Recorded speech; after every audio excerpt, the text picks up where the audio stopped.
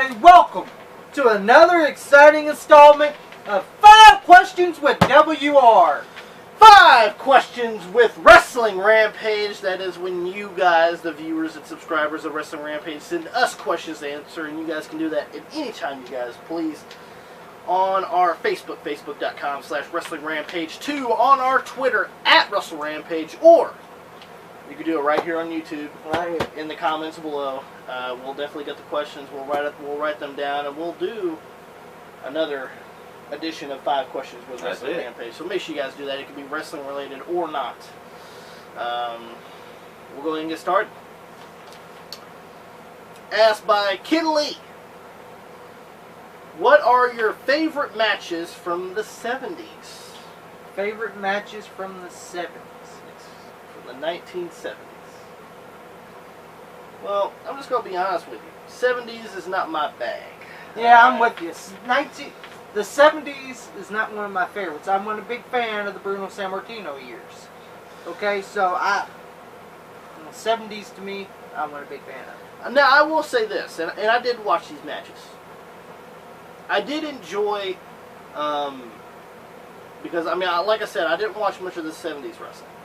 I mean, unless you include, like, Memphis, like, yeah. you know, like, Memphis, USWA, yeah. You know, I watched a lot of that, but I mean, if you're talking about mainstream, I did enjoy Billy Superstar Graham going against Dusty Rhodes at Madison Square Garden. Yeah. I did enjoy those matches. Yeah. But you know, 70s is not really my thing. Now, Pops over here, on the other hand, he's you know, 70s was 20 years before I was born. So yeah, the 70s. The 70s are, like, I don't know, I guess the 70s is just, I didn't watch it much. Yeah, so, what do you say? Just like I said. You don't know that much about it. Don't know all that much about the 70s. I wasn't a big fan of the Bruno Sammartino years. Fucking Bob Backlund years. The fucking Pedro fucking Morales years. No, I wasn't a big fan of those. Pops. You made the wrestling years back in the 70s. I mean, you had Dusty, you had Dusty Rhodes, you had Dick the Bruiser, you had his cousin the Crusher. You also had the Great Valiant brothers. You also had Pepper Gomez. You also had Wilbur Snyder.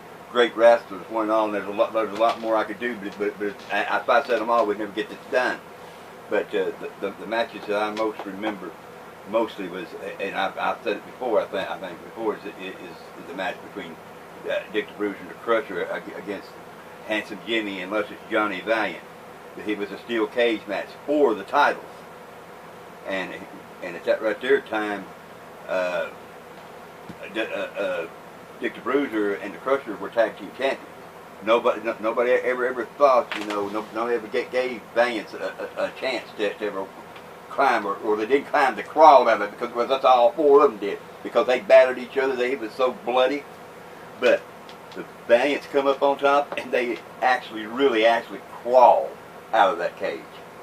And Wilbur Snyder had great scientific matches with Pepper Gomez. I don't know if any of you know, but the moves that he perfected is still going on today. Is called the Abdominal Stretch. It was a glorious hour back in that right there day. I mean, it's not like it is now. I mean, it was just like local, you know, just like territories. That's all it was back in that day. It's not global. It wasn't global, and like even the WWF wasn't even global. That's it. And here's the thing, you know, the only way this right here is way back pay-per-views and crap like that. The only way to get to see it is to have it. Be there. Yeah, is to be there. That's the only way to see it. So you know, it was. I mean, they had like local syndicated programming on local channels, but if you want to see the big events, you had to go. Yeah, because it was not, you know, they didn't have no film crew, you know, like they would tape it the next week it was on, because they didn't want to do that. They wanted you there to see it, and bang, when you seen it, bang, you could really tell. Let me tell you something, you know, most of you know, in your day, you know, they blade each other and stuff like that. Oh. Well, in that right there match, there was no blade. When they hit that cage, it made blood. Next question, also asked by Kim Lee. What is your favorite promos from the 70s? Repeat question 1. Wasn't a big fan of the 70s. Repeat question 1. Wasn't a big fan of the 70s. 70s. Well, when I think about promos, repeat question 1 as well. Superstar Billy Graham cut a really good promo in the 70s. Dusty Rhodes always cut good promos. Yeah, the Superstar Billy Graham promos were good. It's just, to me, he sucked in the ring. I wasn't a big fan of Superstar Billy Graham, but I enjoyed his promos and his matches with Dusty Rhodes. Well, see, it's hard to get a good match out of Billy. I know, but see, selling out MSG in the 70s was hard to do, but, here's the thing, I just wasn't a big fan of the 70s. Mm-hmm. To me, like, same thing with the WWF, I wasn't a big fan of that, because I thought that product was boring. I really do. I considered the 70s boring. Breast holds. Well, they did do a lot of those things. Breast holds. But, I mean, if you go down Memphis, you got Lawler. Yeah. You got Bill Dundee. Dutch Mantel. Jimmy Valiant. Yeah. A lot of them cut really, really good promos. I mean, if you guys don't believe me, you could watch it right here on YouTube. Yeah. Just type in, Jerry Lawler 70s or whoever. Yeah. Memphis 1970. And that could bring it up. Yeah. But the 70s was a lot different. You had there was protocol in the 70s, which means you couldn't carry it too far. Which means you couldn't threaten anybody. About the only thing a wrestler could do back then. There's one wrestler come out there and talk about why he's going to do this and how he's going to do that. But there's other wrestlers that just come out there and would just say, look, I don't have nothing to say about the upcoming opponent is. I'll do my talking exactly in the ring, and some of them that's exactly what they did. And also you had your managers back then too. Yeah. Freddie Blassie, Captain Lou Albano, the Grand Wizard. Yeah, which goes with the thing. Which you put them with the wrestlers that couldn't talk. Yeah. Yeah. Still safe, So it was just a different era, and which I've said it to my boys, and I'll say it right here. The 70s is the best years of my life. I was young, call myself back there. It'd be a great thing to do to have a time machine and go back.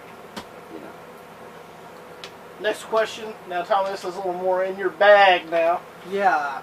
Asked by Kid Lee, what are your favorite promos from the 80s, the 1980s? Well, now we're getting into good stuff. All right, go ahead. Promos in the 80s were way better than the promos in the 70s. I'm sorry. Bob Backlund didn't cut a good promo to me. That's why he did Artie Skolin, and then Artie Skolin didn't cut great promos either. All he knows how to puff on them cigars. Now you're talking good promos. You got the Dusty Rhodes promo, Hard Times, great fucking promo. You got Ric Flair's promos. Every Ric Flair promo was great. Every Ric Flair promo. Every Ric Flair promo was great, except for the ones in the late 90s where he was stripped down naked. Then it's a big difference. I'm the president of WCW. I'm the president of the United States. No, you're president of WCW. Which wasn't the president of much. No, not at all. Then of course you got Hogan cutting promos. Well, that's what got him over. That's what got him over. Take your purse, say your vitamins, and all that. And he won a good lawsuit. But you had some good people. Ravishing Rick Rude, the Macho Man Randy Savage, Rowdy Piper, Mr. Perfect. All these guys cut good. Bret Hart, Shawn Michaels. All these guys cut good promos. I don't think that I can say, I can say it different about the 70s. But there's the one 80s. guy that couldn't cut a good promo. That's the Ultimate Warrior. Yeah. Well, that's more 90s. Yeah, all the back in the 70s. I'm just giving you all ultimatum. He couldn't like cut. I said, you can't really sit there and say who cut this promo in the 80s, who did this right here, who did that right there better than this right here guy, because every one of them that did the promos was a fucking expert at it. You know, I really that right You just there. had your styles. Yeah. Yeah. I really can't say who cut the best one because they were all damn good. Yeah. You know, Ric Flair was more of the flamboyant, Exactly. business type promo. You get Wild. Arn Anderson cut good promos. Arn Anderson cut good promos. Tully Blanchard. Jake the Snake Roberts would cut the dark, decimate promos. You got Macho Man Randy Savage that had the high energy promos. Yeah. There's all different types of ways that you can cut a promo. Then you had Dusty Rhodes, the working man guy. Yes. You know, the blue collar. Yeah. You know, he could cut one great promo. You know, that's like I said. It's hard to tell who cut a good promo and who cut a bad one because there were so damn many good ones in the '80s. And, you know, just can't say it. All right. Fourth question, asked by Ken Lee. What age did you guys start watching wrestling? I watched wrestling ever since I was a baby, to be honest with you, about 2 years old. So I know a lot about wrestling, but if I consider a year that's boring to me, like the 70s, you know, I wasn't a big fan of. Same, but, you know, about 2. Yeah. I was 12 years old. I've said this before, but I'll say it again. We had an old portable TV, doesn't but black and white. There's only 3 channels on it. You had 4, 3, and 11, and that's when I started watching wrestling. But if the president was making his speech, your night was shot, so you had to do something else. So 12 to yeah. Well, I remember. I remember that we used to watch USWA, and I'd take Tommy, hold him on my chest. Joey, he still couldn't. Yeah, what I would do with him is because I was afraid he'd roll off the couch. I'd prop him up and put my leg up against him where he wouldn't roll off the couch because when he was born he had to go to the hospital. He had to have a spinal tap done when he was about a year old. So he had a weak back, and you know, so the doctor said you got to be very careful with him. So, yeah, he's 1 or 2 these guys started watching with me. Next question, 5th question. We do have 6 questions. 5th question, asked by Ken Lee. This is the last one asked by Ken Lee. What matches with Big Van Vader do you guys like? That you guys like the most? I enjoyed the one where he broke that fucking jobber's back. I remember that. You showed me that. I was like, yeah, I thought it was damn. great. I thought it was great.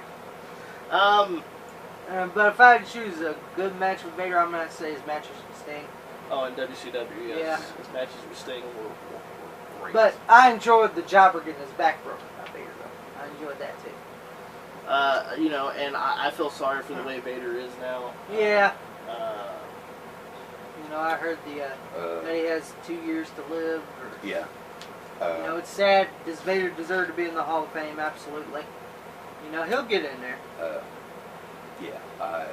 You know, it is sad, and you know, well, to me, you know, you put Vader. He's in the same category with Dusty Rhodes. You know, they were both big men, but they were so agile, and you know, they Yokozuna. Yeah. Yeah, Yokozuna too. Great. Yokozuna was so agile. 600-pound man shouldn't be moving as fast as Yokozuna was. But he was fast. I mean, he was fast. You see, and you know, I give all the congratulations to every one of them guys because being big men, you would think that they'd be that great in the ring, but they were that great in the ring. You know, and Vader was one of the big guys that started doing the moonsault. Yeah. Off the top rope. Nobody, no 400, 300-pound man was doing moonsaults. Yeah. You know, and it's just like, you know, how the fuck could he do that? No, you know, it just... That's a cruiserweight move. Yeah. It just boggled the mind. You know, you got to give that right there mostly to his strength because he had a lot of strength in legs to get that flip over. So, you know, and yes, I do agree. You know, it's sad, you know, about it. You know, they say he's got 2 years to live, which is a sad note. And I really think he should make it to the Hall of Fame. I really think he should be there. What matches did you like with Vader? I like his matches with Ric Flair for the World Heavyweight title. That just went on for months and months. You know, what got me was, you know, the titles would change every few months because they're so battling with each other. You know, but after a while, you know, it's like everything else. It's kind of, you know. You gotta go off to another person. Yeah, really, that's true. Vader, I always enjoyed his matches with Sting, Flair, Cactus Jack. Yeah. I didn't enjoy his matches with Hogan. So that's when it became the Hogan show. Yeah. When Hogan got signed at WCW in 1994, it became the Hogan show.